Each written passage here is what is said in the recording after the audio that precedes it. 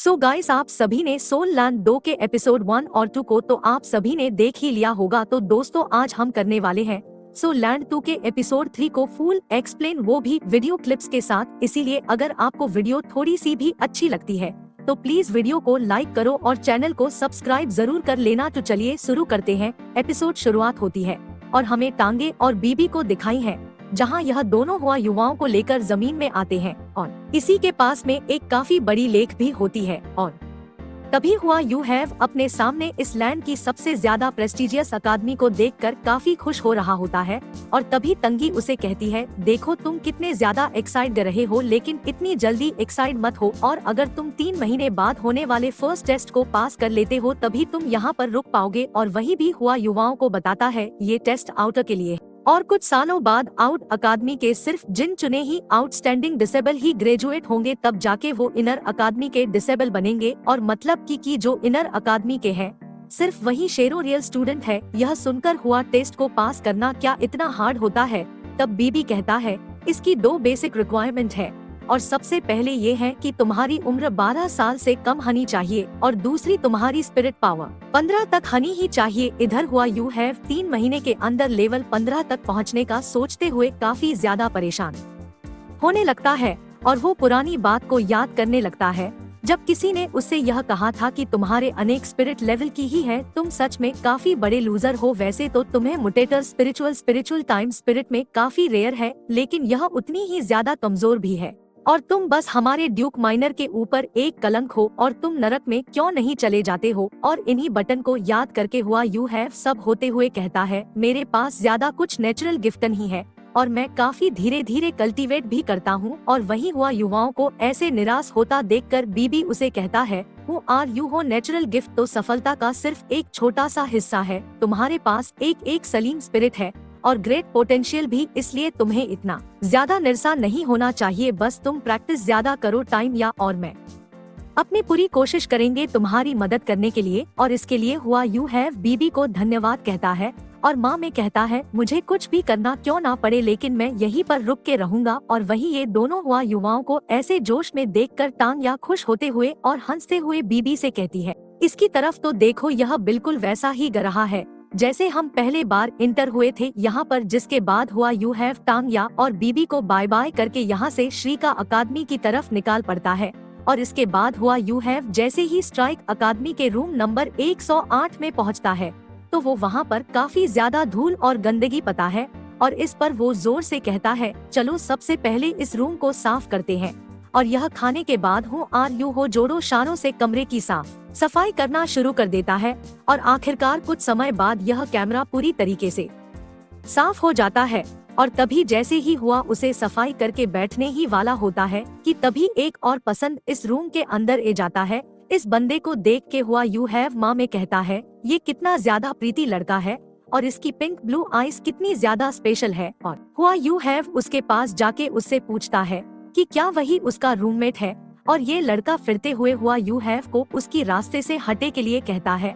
और ये लड़का अपने बैग को बैग पर भटकती हुए हुआ यू हैव से कहता है, अब जब तुमने ही इस रूम को क्लीन किया है तो मैं अभी के लिए तुम्हें मेरे साथ रहने की इजाजत देता हूँ, लेकिन मेरे काफी सारे रूल्स हैं जिन्हें तुम्हें मानना ही होगा। और पहले यह है कि तुम मेरी इजाजत के बिना किसी को भी यहाँ पर नहीं लेकर आओगे, और दूसरी की इस रूम में तुम बिना कपड़ों के मत बोलना जो कि अनाइंग लगता है, और तीसरा कि तुम स्नो नहीं ले सकते हो, चौथ मुझे डिस्टर्ब मत करना, और पांचवा फ्यूचर के अंदर सिर्फ तुम ही इस रूम को साफ सफाई करते रहोगे, लेकिन मेरे बेड को टच मत करना। और क्या तुम्हें ये सब समझ में ए गया। इधर इन सारी बटन को सुनते सुनते हुए युवाओं को इसके ऊपर काफी ज्यादा गुस्सा आने लगता है। और जिसके बाद हुआ यू हैव गुस्से से उसके पास जाकर के उसे कहता है, आखिर मैं तुम्हारी क्यों सुनो। और फिर ये लड़का कहता है, क्योंकि मैं तुम्हें यहाँ से लात मार कर बाहर निकाल दूंगा अगर तुम नहीं सुनते हो तो। और अगर तुम्हें मुझ में पर भरोसा नहीं है तो मुझे आज माँ के देखो। और इस बात को सुनकर हुआ यू हैव गुस्से से माँ में कहता है,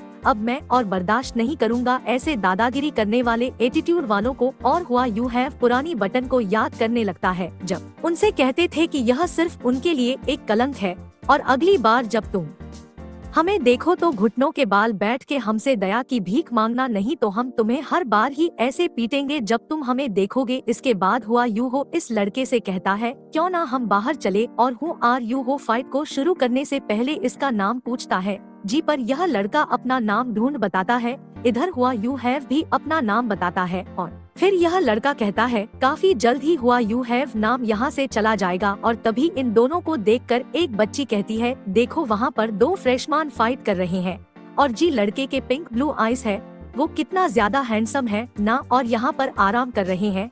ओल्ड माँ को भी यह काफी इंटरेस्टिंग लगता है।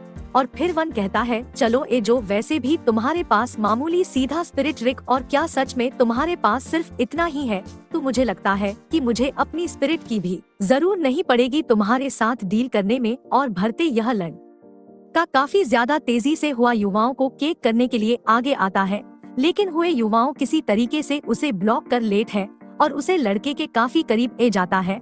और वो माँ में कहता है कि यह कितना ज्यादा फ्लेक्सिबल है और मुझे इसकी टक्कर ना हो जाए, इसलिए मुझे इसने पैरों से रोक लिया। और इस चीज की वजह से वोंगडान को गुस्सा आने लगता है, तो ये बैकलेस लगाते हुए हुआ यू हैव को केक मार के पीछे हटा देता है और यही गुस्से से कहता है कि तुम्हारी इतनी हिम्मत कि तुम मेरे भाई को पकड़ो, लगता है कि तुम अपने लिए ही परेशानी को खड़ा करना चाहते हो। जिसके बाद वान और भी ज्यादा तेजी से हुआ युवाओं को केक मारता है और हो इसे अपनी बॉडी से ही ब्लॉक करते हुए माँ में कहता है यहाँ तक कि अगर मैं अपने मेंटल डिक्टेशन को भी उसे करता हूँ तब भी मैं इतना इंटेंस अटैक को डोज नहीं कर सकता हूँ, और अगर ऐसा ही चला रहा नहीं मैं हर नहीं सकता हूँ। जिसके बाद हुआ यू हैव मेंटल से पर्पल डेमो की को उसे करता है और हुआ युवाओं के ऐसा करते ही वर्म 2 को एक पाल के लिए शौक सा लगता है, और इसी का फायदा उठाकर हुआ युवाओं से अपने हाथों से पूरी तरीके से जकड़ते हुए कहता है तुम्हारे पर काफी सबसे ज्यादा अच्छे चलते हैं ना, तो अब चलो मैं भी देखा हूँ कि तुम इस तरीके से कैसे मुझमें पर अटैक करते हो। और हूँ आर यू हो उसे पूरी तरीके से जकड़ के जमीन पर पाठक लेट है और हुआ युवाओं को इतने करीब देख के वहाँ ढूंढ के गाल लाल होने लगता है और वो शर्माते हुए हुआ युवाओं कहता है कि यह तुम क्या कर रहे हो मेरे ऊपर से हाथों। इस पर हुआ उहल कहता है क्या तुम सुरेंद्र करते हो? और यह सुनते ही वंद डोंट का मुंह खुला का खुला रह जाता है और कहता है कि किसी भी हालात में नहीं, और चलो अब जल्दी से मेरे ऊपर से है। जो यह सुनकर हूँ आर यू हो कहता है अच्छा तो तुम सुरेंद्र नहीं करोगे, अगर मैं अभी नाइफ को उसे करता तो तुम कब के ही मार चुके होते। और हुआ युवाओं की आंखों में इतने ज्यादा आक्रोश को देखकर वंदन ना चाहते हुए भी हर माँ लेट है और यह अब उसे ऊपर से हटे के लिए कहता है।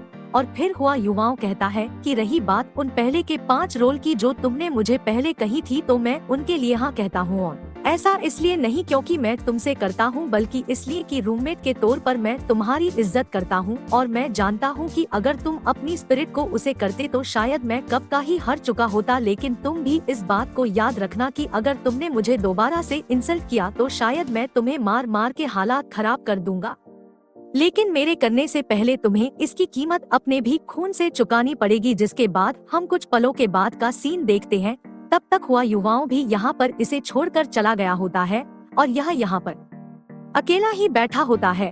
और जब वह लोग यहाँ से जा रहा होता है कि तभी वो हॉल माँ उससे कहता है तुम ना सिर्फ इस फाइट को हारे हो बल्कि तुमने अपने दिल को भी हार है। और इस बात को सुनकर वंदन चिल्लाते हुए कहता है ऐसा बिल्कुल भी नहीं है, अगर मैं सच में उससे फाइट करना चाहता तो मैं उसे घुटनों के बाल ला देता और वो मुझे कभी नहीं हरा सकता है। और इस वीडियो में इतना ही। अगले वीडियो के लिए कमेंट में लिखो नेक्स्ट पार्ट। मैं इस एपिसोड का पार्ट 2 जल्दी चैनल में अपलोड कर दूंगा, इसीलिए चैनल को सब्सक्राइब कर लियो। Okay bye.